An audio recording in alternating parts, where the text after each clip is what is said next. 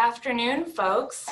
Welcome to our webinar on residential solar and battery systems. My name is April Price with the Community Environmental Council, and we are so excited that you have joined us today. We will have just about an hour together to go over some solar, battery, and programmatic basics. So just to give you an idea of what you can expect, this hour is going to go quickly. We are celebrating Clean Air Day today, so we'll start off with a little intro there. I'll tell you a little bit more about my organization, and then we'll get into the meat of the presentation, getting into solar, battery options, and our Solarize Ventura County program itself, and the discounts that are available to you. We plan to end this webinar today with about 15 minutes of questions and answers from local experts in the Ventura County region. These are solar installers that have been specifically selected to work with our program. And we're also lucky enough to have a member of our committee, Kent Bullard, who has been a solar, battery, and electric vehicle owner for several years now to share his experience as someone who's gone through this process himself. So I'll go ahead and welcome Heather Allen from the Ventura County Regional Energy Alliance. Yeah, hi, I'm Heather with Ventura County Regional Energy Alliance, or VCREA, as we like to refer to it. We're a regional agency with board members that represent the county, cities, and special districts in our county. We collaborate to develop and implement sustainable energy and climate mitigation and adaptation initiatives. So we're really excited to partner with CEC today on Clean Air Day, as well as many other projects. So Clean Air Day is built on the idea that shared experiences unite people to action to improve our community health. By joining together for a unified day of action, we can create new habits to clean the air for all members of California's diverse communities. We encourage everyone to take the Clean Air Day pledge, and all webinar participants will be entered into a giveaway to win one of 2 Veremi Premium True HEPA air purifiers or an Anchor Power Core portable charger. So good luck, and thanks for joining us. Great, thank you so much, Heather, and thank you, VCRE partnership on this event. All right, and the Community Environmental Council is the nonprofit that I work with. We've been around for 1970, celebrating our 50th birthday, and our organization is focused on regional solutions to climate change. We have 5 initiatives that are shown in icons on the bottom of your screen, but of course today we are most interested in going solar, so we can just jump right into this. All right, so to make sure that I know my audience a little bit more, we'll go ahead and launch a poll, and you can tell us a little bit about what brings you here today. Do you already have solar and you're looking to add energy storage to deal with those pesky public safety power shutoffs? Is this a whole new process for you? Or maybe you're just interested in learning. So just giving folks a couple more seconds to answer here. All right. And great, we have a pretty good mix here. So about half of the audience is interested in adding new solar and batteries, so fantastic. Some folks are interested in about 10%, 14% interested in adding batteries to an existing system, and about 10% interested in just adding solar. So wonderful, thank you for your participation there. All right, so flash forward to the future. This could be your home or something similar to it. This is a very happy customer from one of our Solarize programs last year. There's several reasons why people opt to go solar and or add energy storage. As my colleague at the Community Environmental Council, Michael Chiakos, likes to remind me fairly regularly, going solar has just made him very happy.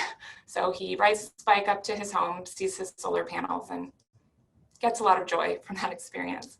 So if that's why you're here today, that's fantastic. You might also be interested in the environmental benefits of adding solar. At CEC, we are certainly interested in that benefit of the process. But there's also really strong economic signals to drive the adoption of renewable energy. For instance, you're going to be increasing the value of your home. There was a study done about 5 years ago now by the Lawrence Berkeley Lab that showed that homes in California that have solar sold for about $15,000 more than comparable homes in the same area. So, you may be looking to invest about $15,000 or less in your system, and then you're really looking to get those benefits back when you sell your home. But, in the more immediate future, you're really looking to save a lot of money on your electricity bill. So just a quick teaser here. This is a customer that is considering going solar. He came to us with a bill of $167 a month, and his proposal here shows that after solar, his monthly bill will drop down to $30 a month. So the really impressive thing here is you're looking at the long-term savings of close to $70,000, and this is from an investment after the federal tax credit has been applied that's about $13,000. So investing $13,000 for a close to $70,000 return is just, in my book, a fantastic investment. All right, you're also really taking a little bit of control of your own energy usage, and by extension, you're decreasing your reliance on those changing electricity prices from our utilities. So I'll assume that most folks in this audience are customers of Clean Power Alliance. You probably still get your bill from Southern California Edison, but your rates are related to CPA's rate structures. So just so that you're familiar of what you're already paying for your electricity, sometimes we just get the bill and pay it without spending too much time focusing on it. You're probably billed currently based on a time of use pricing structure. So this is just an example tariff, but I wanted to walk you through it because it will become a little bit more relevant as we walk into your predicted savings once you go solar. So again, this simply means you're paying a different price for electricity based on when you use electricity. So in the evening and all night, you're at this super off-peak time, which means that your electricity is cheapest in the middle of the night, okay, and into the morning. Your most expensive electricity will be during the week, in the afternoon into the early evening. So you can see here there's a pretty big price differential between those two prices of electricity. And then for the rest of the time, you're in this off-peak category, which is closer to your super off-peak. All right, so again, this is just an example. These tariffs do change. There are several options, but this is a summer tariff available June to October. All right, so now to jump into the basics of how solar works. I'm sure that you've all driven around town or walked around town and seen these beautiful solar panels on your neighbors' homes. So the most obvious portion of a solar system are those solar panels, which are a key component of the system. I'm not an engineer, but they do a great job of capturing the sun's energy. And there's another component that you might not be as familiar with. That's the inverter. So the solar panels create direct current energy, and the inverter is a key component because the appliances in our homes run off of alternating current. So a bit of a crash course in inverters here. The kind of standard or original approach to an inverter technology is still around and still works perfectly fine.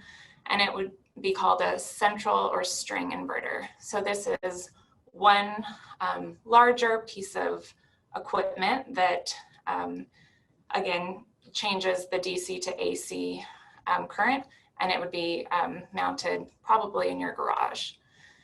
Now, one downside of a central inverter is that if one of these panels has any degree of shading or malfunction, the other panels that are connected in series will have similar decreases in function.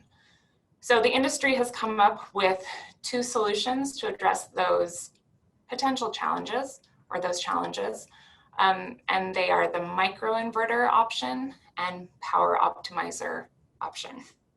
So the microinverter solution is one small inverter that's placed on the back of every panel.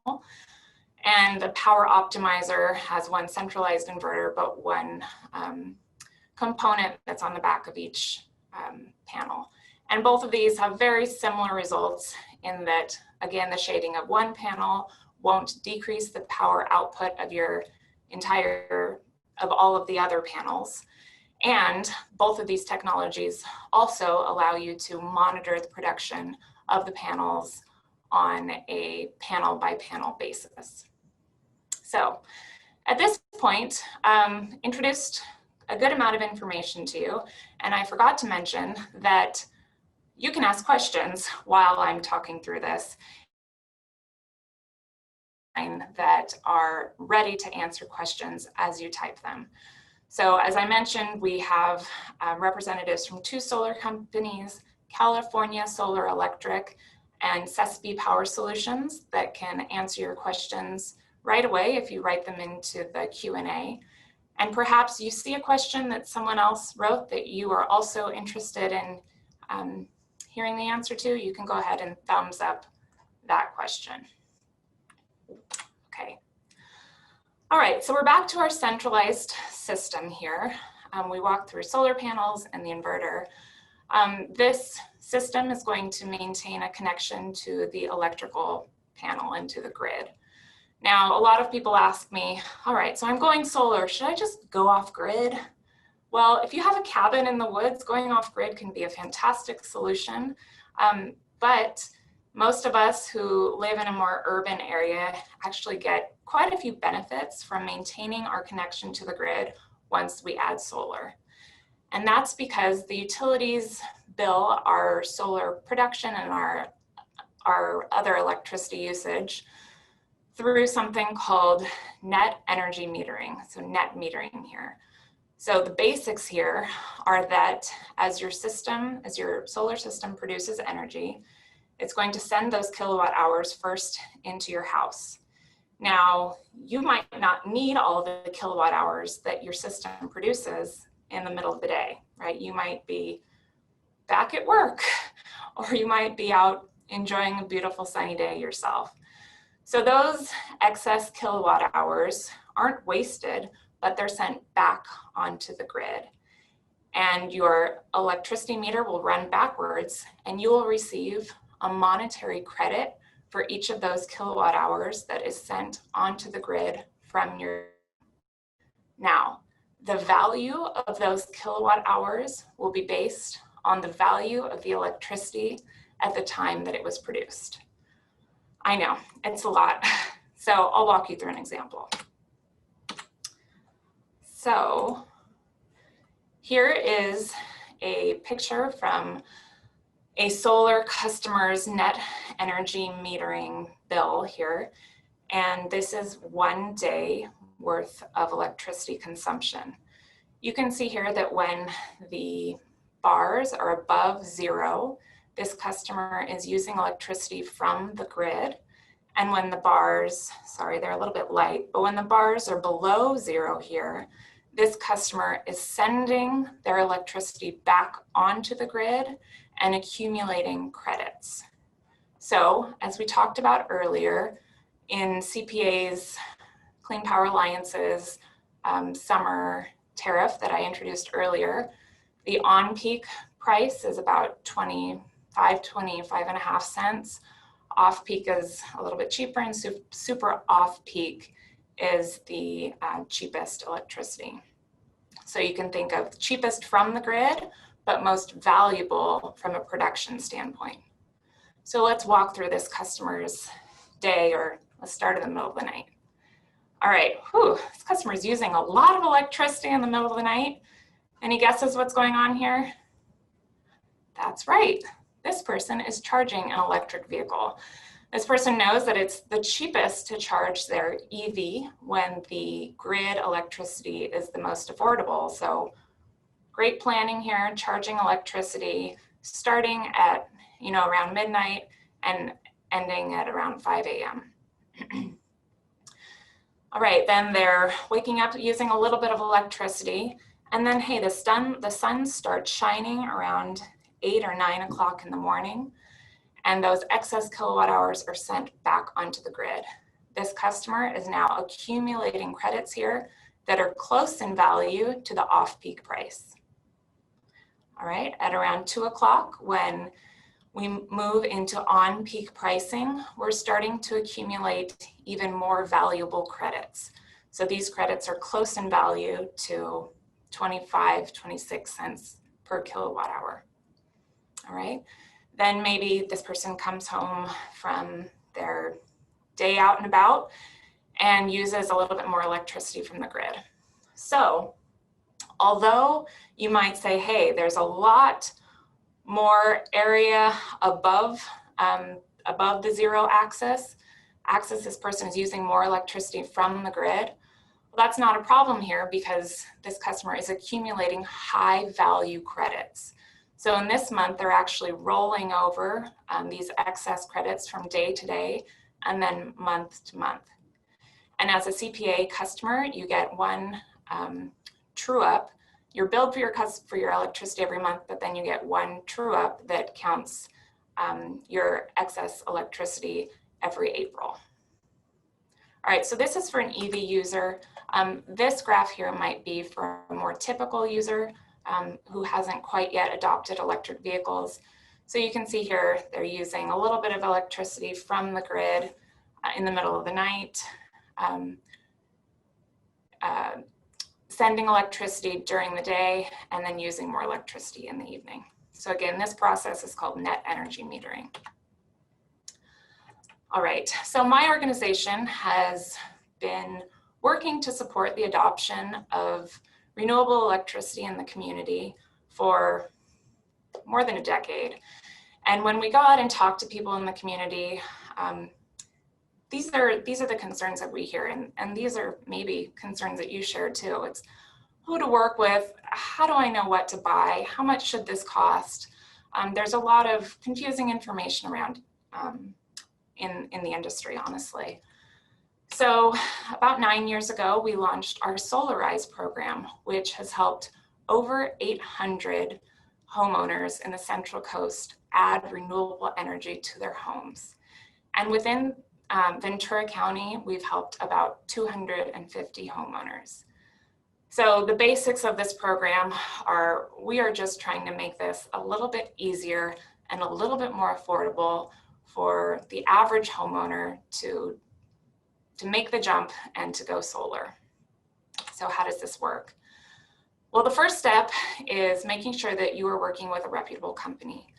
So to select contractors, the Community Environmental Council sent out an RFP to all of the local contractors that had worked recently in the region.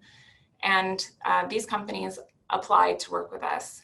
We put together a committee of folks that had expertise in solar, in finance, in general contract work, and we really did some due diligence on your behalf to eventually select 2 companies that I mentioned earlier that have a great record of success and have been doing some great work in our community. And those 2 companies are California Solar Electric and CECSB Power Solutions. Now, part of this selection process was also making sure that these companies were using high quality equipment. And so I'll walk you through exactly which equipment is available, but we made sure that these pieces of equipment had great great warranties and would last for a long time. We also sat down and negotiated a discounted price for this program. And the last benefit here is you're not going to go through this on your own.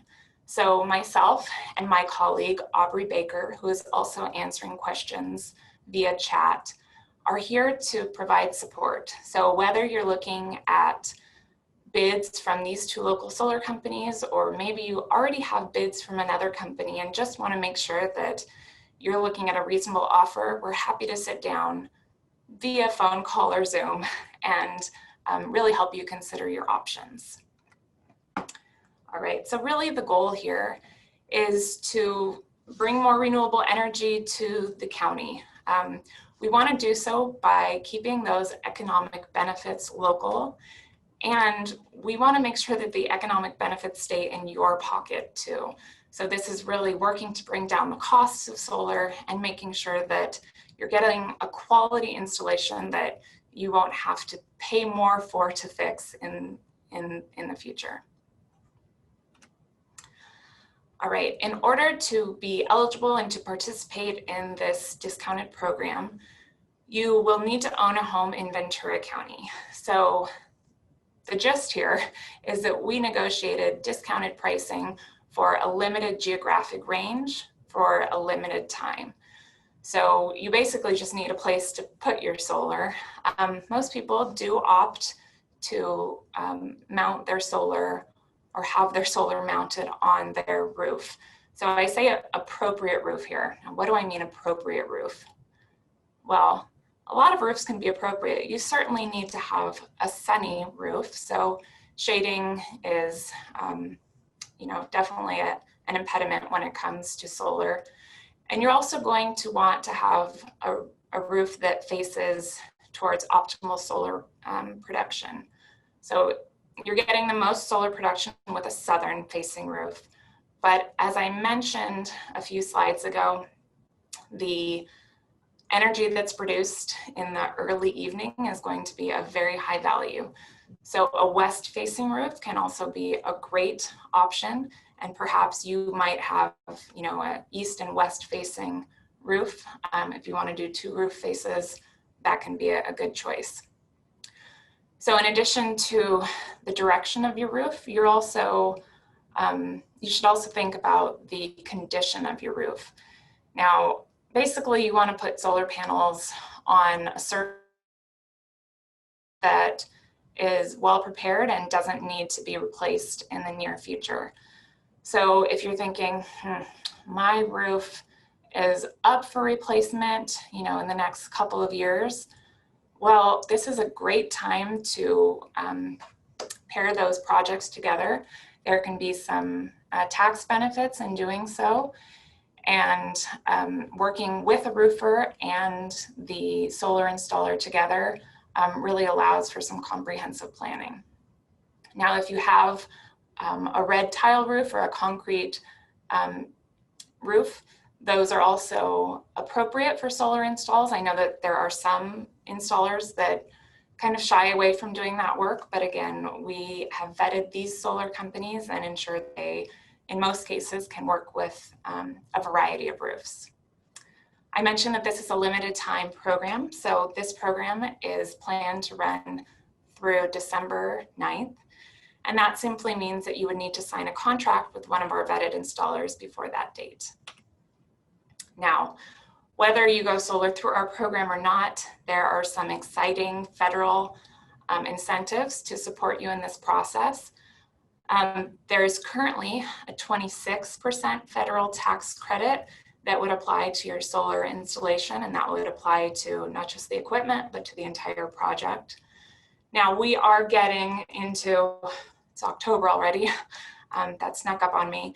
So, you might have your project installed in early 2021. So perhaps, if that project is installed in early 2021, you would be eligible for 22% federal tax credit. But really wanting to take advantage of these credits, act soon, because they do disappear in 2022. And I also just wanted to bring up again those wonderful economic benefits of the net energy metering billing process. Okay, so how much is this going to cost me? I decided to give an example of price through the Solarize program. Now, there's going to be quite a bit of variation in the price if you, again, have very small electricity demand, or if you have a very large electricity demand, the size of your system will vary significantly. This example is sized to roughly $125 a month bill, which would be associated with a 4.5 kilowatt system, or 4,500 watts, another way to think about it. So the installed cost through our discounted program, an example here would be around $14,000. If you are able to apply that 26% federal tax credit, that brings the price down to just over $10,000. And we do want to be transparent here that the installers do pay a portion to CEC, Community Environmental Council, for every sale. That's just to allow us to continue this education and these programs in our community. And it's not it's not a line item in your bill. All right, I mentioned the vetting of the equipment. So both of the installers that we're working with will have two options. They will have a standard option, which is most appropriate for most customers. You're going to have a 25-year warranty production from those panels, and that would be either an REC panel or a Q-cell panel, depending on which company you're working with. Both of the companies also offer a panel that has a higher production per panel. So let's say you have a fairly high electricity bill, but you have fairly limited roof space to work with. You then might opt for one of the higher efficiency panels. All right, and I did introduce the optimizer and microinverter options as well that both of the installers can support you with. All right, so it's a great deal, but you might still be thinking, still a lot of money to come up with up front. So there are some attractive financing options out there. A lot of customers that I've talked to do opt for a secured loan through home equity line of credit, and that can be a great way to pay for your solar system. I've also been impressed with the financing offers in the private market through solar loans, but again, both of our companies can help you with. We're looking at about 2.99 APR over 12 years. So when you think about, paying for this system up front, or how are you gonna really get this going? Many times the loan options that you're paying towards ownership can be lower than your electricity bill. So, you start saving money immediately, pay those loan payments over 12 years, and then ultimately have the system and the long-term financial benefits. Now, I want to bring up leases because it's a very common practice in the industry. So is anyone out there in the internet, had someone come to their home and say, you can go solar for free? Yeah? Tell me about it. Well, these solar salespeople are not lying to you, but they are selling a very specific financial product to you. They're selling, some people call it a lease, but more widely referred to as a PPA, or a power purchase agreement. So through this financial offer, the solar company, will buy install it on your roof, and then enter into usually a 20-year contract with you. And you are basically agreeing to purchase all of the electricity that those solar panels generate for a period of about 20 years. So it can be a good option for some people, but I just want to, if you're thinking about doing a lease, really ask you to think through it very. because in some cases, the price for those kilowatt hours that you're buying from your own roof can end up being more expensive than the electricity that you would otherwise be purchasing from CPA. So just be very careful in those negotiations. And again, if you're really thinking, well, this is the way to do it for free, really think through the financing option as an alternative to a lease. All right. A lot of other people that I talk to say, look, April, I love the idea of going solar, but I spend about $30 on electricity, or I spend about $50 a month on electricity. This is not going to be a good financial deal for me. So I get it, but I would encourage you to think your long-term plan for your electricity usage. And especially as so many Californians are leading in driving electric, adopting these new electric vehicles, if you do choose to add an electric vehicle to your lifestyle, suddenly the solar equation makes a lot more sense. So I've been really impressed with how affordable electric vehicles have become. The Community Environmental Council has lots of resources and support for folks that are considering driving an EV. You can electricdrive805.org for this information. But again, if you're thinking, I just don't use enough electricity to go solar, maybe adding an EV suddenly, boom, lots of synergy there. You're saving gas and you're saving on electricity. Okay, so now we've walked through solar, you're getting on board, you're thinking, I have these beautiful solar panels on my roof, but hey, sometimes the grid goes down and what happens there? So unfortunately, if you have a solar system, it's true that you will not be able to access the electricity from your solar system when the grid goes down. So a conversation that I don't want to skirt around is the option that a lot of people in the community consider as the first option of a generator. So there are several types of generators on the market. Probably most familiar with diesel generators, gas and propane generators.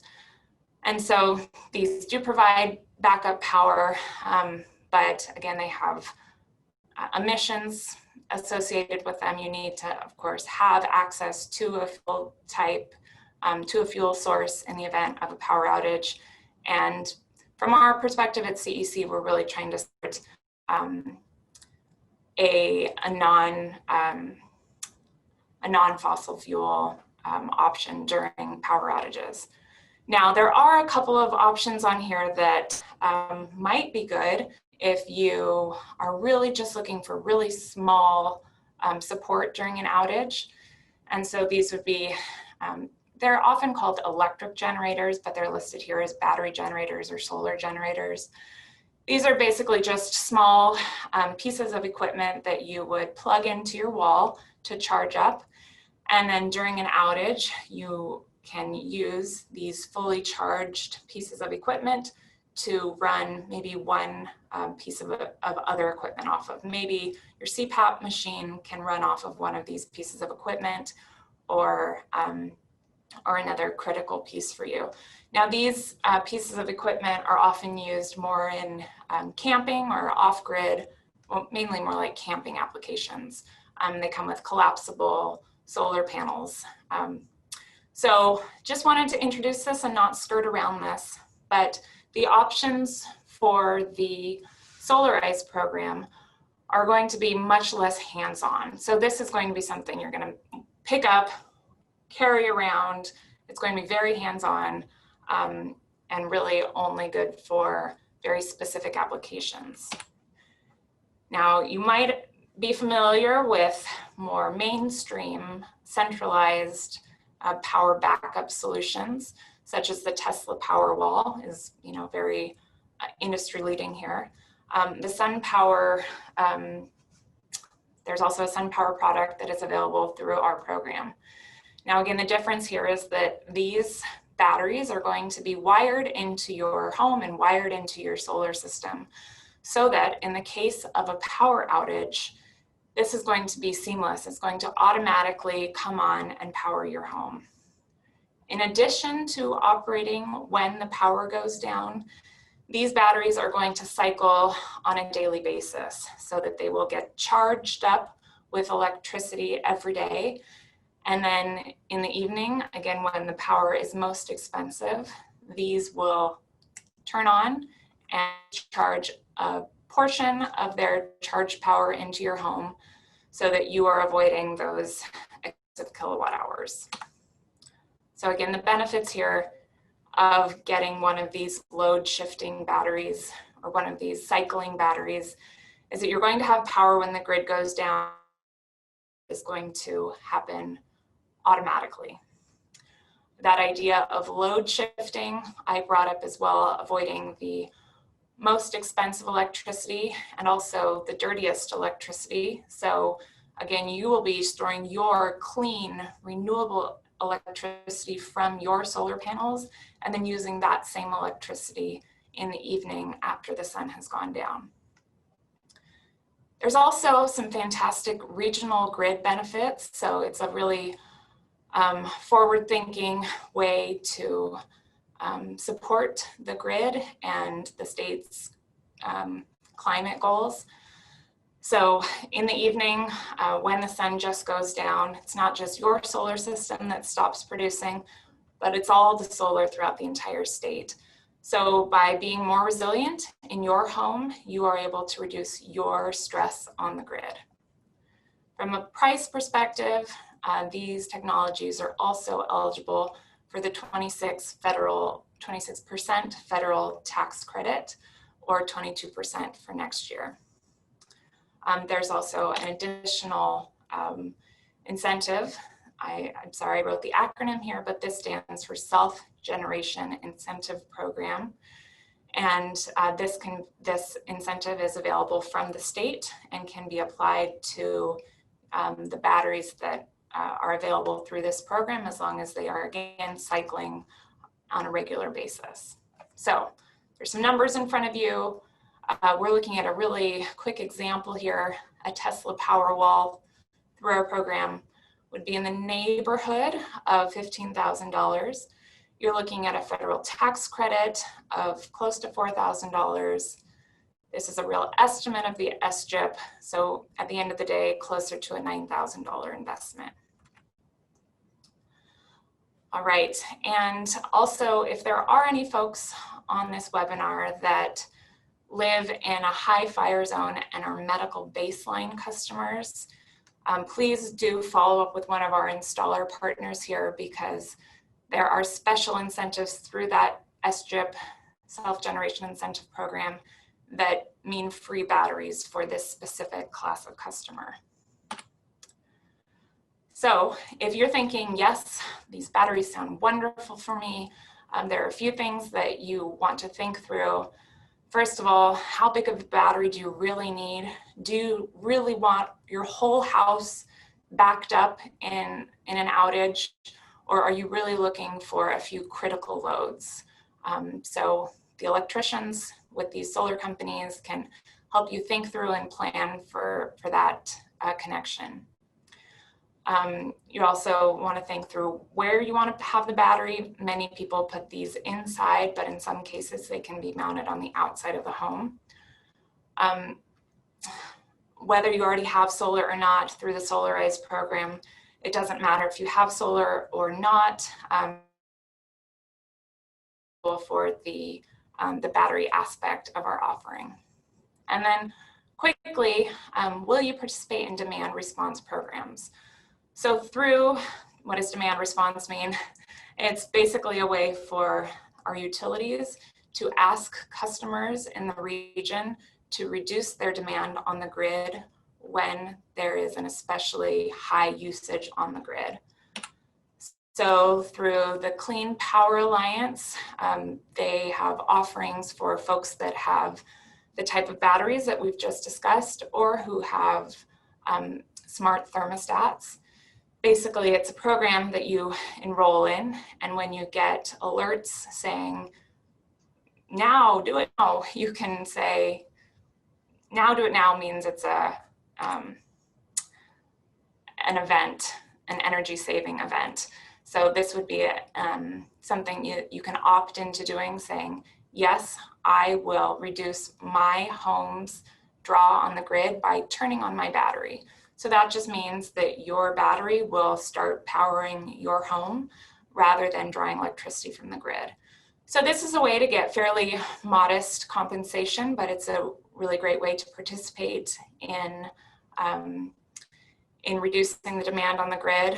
Again, the utility will, or CPA, will call on you when there's especially high demand on the grid. You get a notification. You can decide whether or not to modulate your energy, and then you get paid for participating in the program, about $100 after enrollment, and then up to $100 per year. Okay, everyone's doing great. Thank you for your attention. You get to listen to someone else talk now. I'm very pleased to introduce a member of the Ventura County community, Kent Bullard, who is a proud owner of a solar system, a battery, and electric vehicles. So Kent, will you tell us about your experience with these technologies? Well, I first got introduced to solar photovoltaics in 1983 when I was living on Anacapa Island, and I just kept working with the National Park Service putting solar in. And so as a result of my house on the mainland, I put solar on in the early 90s, and I've lived with solar ever since then. Changed houses, but it's one of those things that once you get into it, it's the right thing to do. It can be done, and it saves you a dramatic amount of money over the course of time.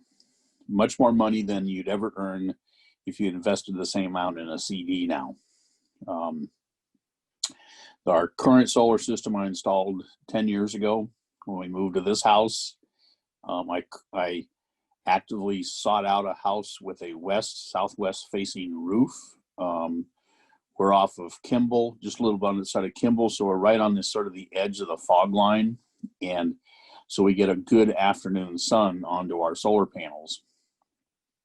And the impetus was, here we got the solar, we started buying electric cars. We're down to 2 now, so it's not that bad. But with Kathy's commute up to Thousand Oaks using the Leaf originally,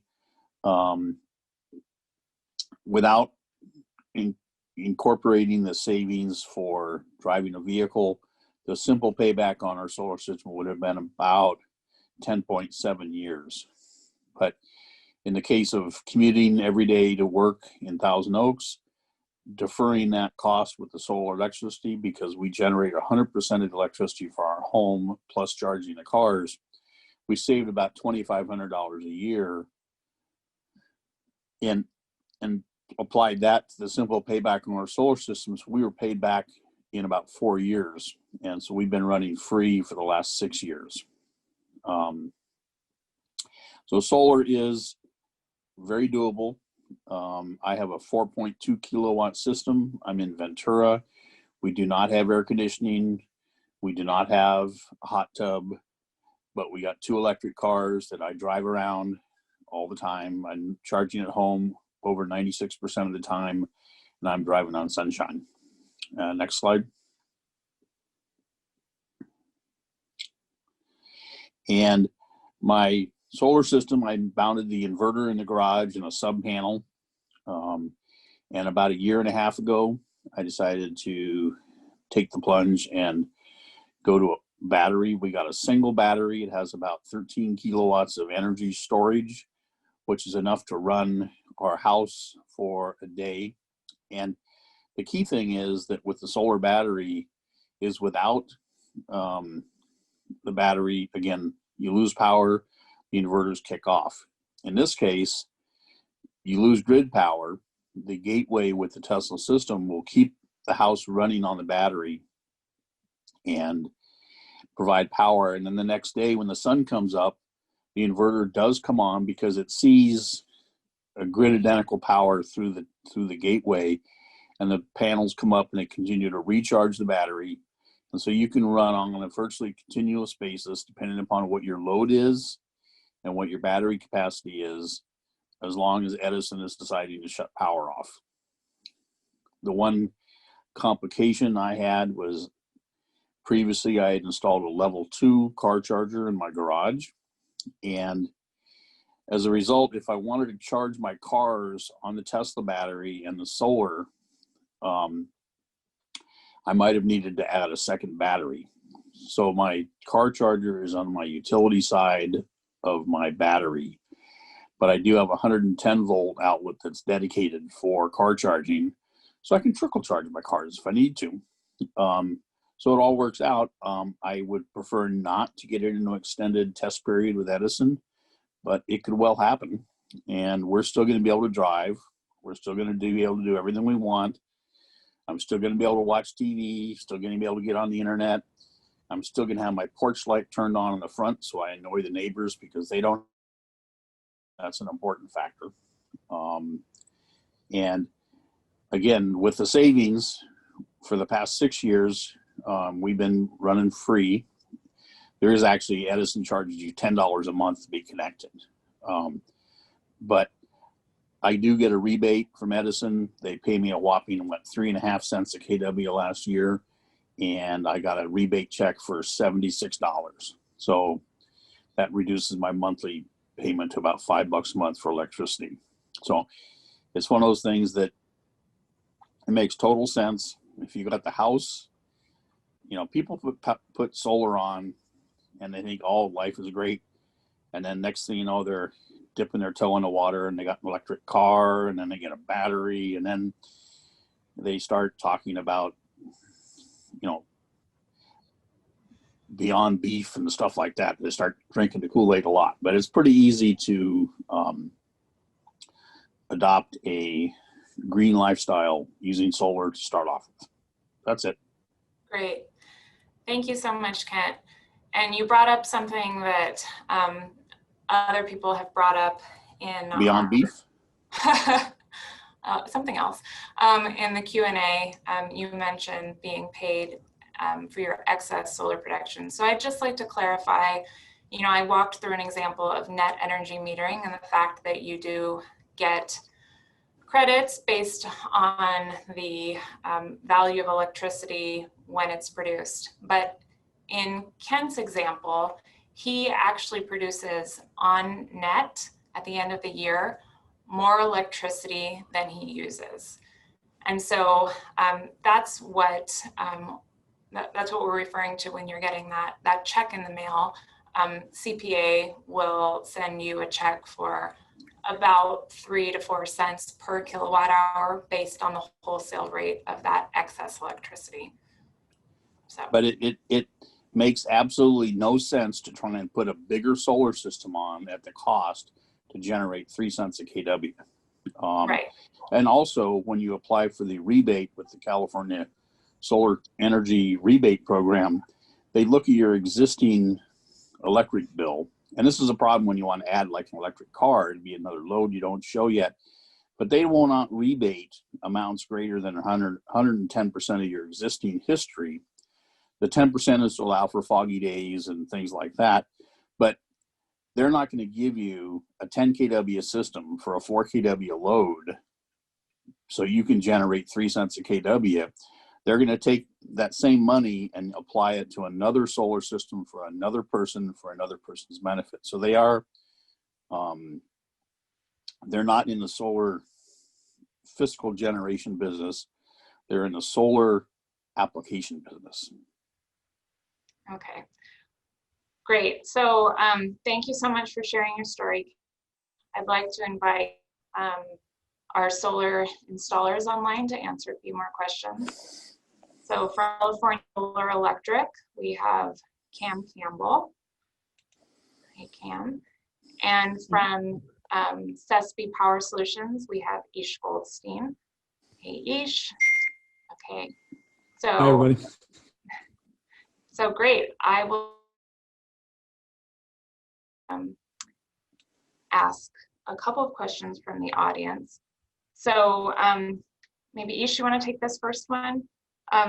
So, I brought up these power, these optimizers as compared to microinverters. Can you walk through maybe your suggestion for customers in that consideration? Yeah, almost exclusively we recommend microinverters. They are much better technology. They have a 25-year warranty. And what optimizers are is they're taking sort of a string inverter, which is for the most part outdated, and they're trying to make it like a microinverter system. But what they're doing is adding more parts to make something like a more contemporary system. So there's room for more failure, there's room for install issues, there's room for more warranty issues. Furthermore, on string inverter systems like SolarEdge and optimizers, your warranty is a 12-year warranty, and they are typically going to go out within that period. And then when your inverter goes out, the whole system's down. If you're not used to paying an electrical bill, you may all of a sudden have a $1,200 bill at the end of your true up that you forgot about. We've got a 15-panel system, and one microinverter goes down. That's 1/15 of your system. Better yet, both shops, we have per panel monitoring, so we know where that inverter is on your roof, and we are alerted of it. We're not always catching it, every day, obviously, but it makes for much more savings over time. Great, thanks, Ish. We also have some questions about the maintenance of solar panels and solar systems in general. Cam, will you speak to the process of maintaining a solar system, and speak to the workmanship, warranty, and then also the cleaning of the panels and the company warranty or the manufacturer warranties as well? Yeah. Basically, the maintenance is very simple because they're very robust and long-lasting systems, is to keep the panels clean. And in most areas, they don't get too dirty unless you're in a really dusty area. So you can have window cleaners, or we can suggest somebody to come out and clean them and keep them clean. As far as workmanship goes, we have a 10-year on our workmanship, and obviously we cover anything that comes in under the 25-year warranty on the equipment. So, and there's also warranties on the roof, et cetera, depending on what you're doing. And so, but the maintenance is basically not a whole lot, just keeping them clean, just keeping track, which we do through monitoring of how each system is doing. And it's pretty as simple as that. Yeah. Great. And I would agree with Ish on the microinverters. Yeah. Okay, great. And having a few questions from the audience about just the process here. If you need to jump off soon, you can sign up for this program at solarizeventura.org. And from that point, we connect you with one or both of the installers for no obligation, free quotes from these installers, and also provide some coaching for you. All right, so question about, Ish, you want to just talk through an install on a flat roof?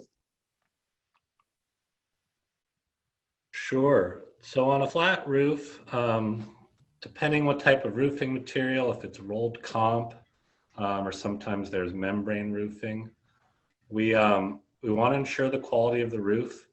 With rolled comp, there is, in both we're doing what's called a torch down process. That way that we can ensure that the waterproofing is done properly. And we're also typically going to look at, or at least compare, tilting the panels versus keeping them flat. Some flat roofs can be a minimal slope. Some people, for aesthetics, don't want the panels tilted, but typically tilting them west or south, which does have a little bit of extra cost into it, is going to have them run more productively. Great, thanks, Ish.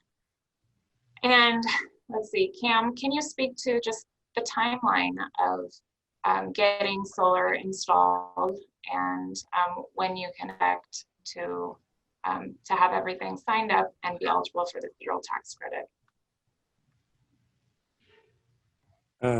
Yeah, it's kind of a moving target right now because of COVID, and there is a slowdown at the AHJs, in other words, in the cities, counties, and any permitting process that goes on. So we're looking at hopefully 60 days, but 90 days out. Also, this time of year, people are trying to get systems in, so there's always going to be a lot of people clamoring to get things in by the end of the tax year. And so we are equipped to get as many as we can in, but we are being slowed down at the moment, honestly, by AHJs and the permitting process. Okay. Yeah. And Ish, would you say the same for CECSB?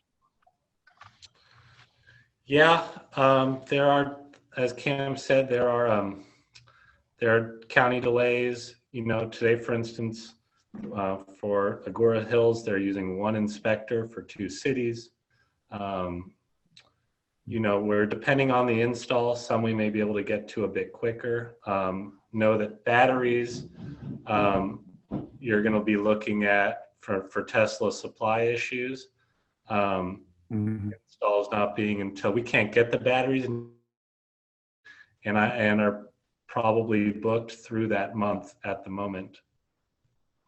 Okay, great. Thanks for that reminder. Let's see. We had a question about, you know, kind of how much the homeowner has control about when to run the battery and, you know, how much the utility has control over that. So either one of you want to jump in for that one? Yeah, I can speak to that a little bit. Basically, the homeowner has some control over, most of the control over the battery and when it discharges, et cetera. Now, if you receive the SGIP, which basically is not literally for battery backup, but it's for grid support system, then you have to have that available to the grid every day, and a certain amount of that has to be discharged to the grid in order to receive that rebate. Now, if you don't have that rebate, then you can pretty much run it the way you want. The one I have backfeeds the grid at when it needs to. It automatically will back up when the power goes down. I'm not in a time of use situation, so I don't have it timed for the end of the day versus the beginning of the day because I'm still in TOU 1. But you can automatically set it up to do all those kinds of things. You can do it for self-consumption. When there's an event, it automatically tells you that there may be a shutdown because of wind event or something like that, and it'll switch over to that. So it's pretty seamless, actually. And one last question for you, Ish. Can you speak to the benefits of mounting a battery inside or outside of a garage or a home? I mean, the warranties are a 10-year warranty, NEMA 3, which is outdoor. So there are plenty of batteries going in the desert here. You know, anecdotally, and maybe Cam can speak to this, I mean, I do think the batteries perform better if they're not, you know, on a south-facing wall outside, blaring in the sunlight, but don't have any specific data on that. Okay. Well, anything that's in direct sunlight or in heat is going to perform less well. And so we don't recommend installing them in the sun, but they could be done either outside or inside. And both our battery systems that we do all are NEMA rated. So Great. Thank you both. I need to wrap things up here. Appreciate your expertise, and they can answer all of your questions when you meet with them in person.